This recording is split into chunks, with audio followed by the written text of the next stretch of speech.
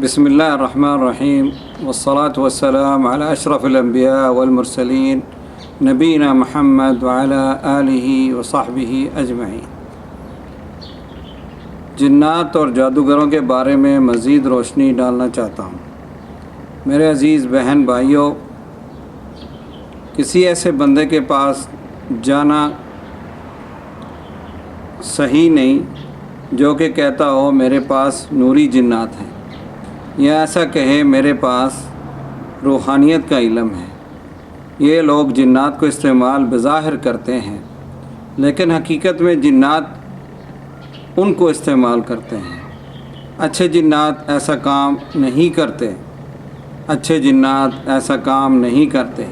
یہ شیطانی جنات کا کام ہے، اور شیطان کا کام ہے ہر مومن کو کفر یا شرک کی طرف لے کر جانا۔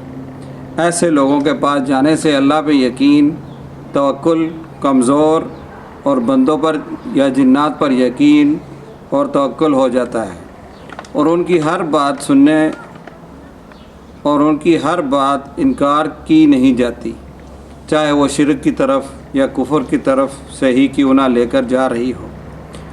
کچھ چیزیں صحیح بتاتے ہیں کیونکہ ان کے جنات آپ کے قرین سے پوچھتے ہیں۔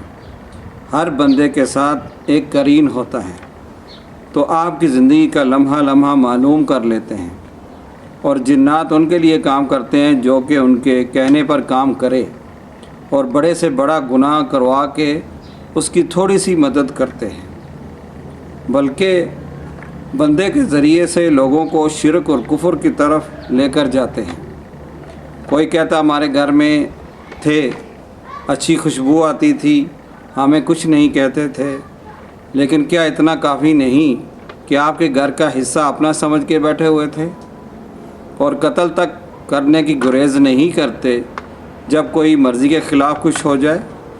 ہر بندہ جو کہ بظاہر نماز روزہ نیک نظر آتا ہو اور کہے میرے پاس جنات ہیں اور اچھے ہیں، تو جان لیں یا تو اس کے عقیدے میں خلل ہے جس کی وجہ سے اس کی مدد ہو رہی ہے، یا تو پھر وہ جنات کے لیے قرآن پاک کی حرمتی کرتا ہوگا، یا تو بڑے گناہ میں مبتلا ہوگا، ورنہ یہ جنات کسی کو گمراہ کیے بغیر کوئی کام نہیں کرتے۔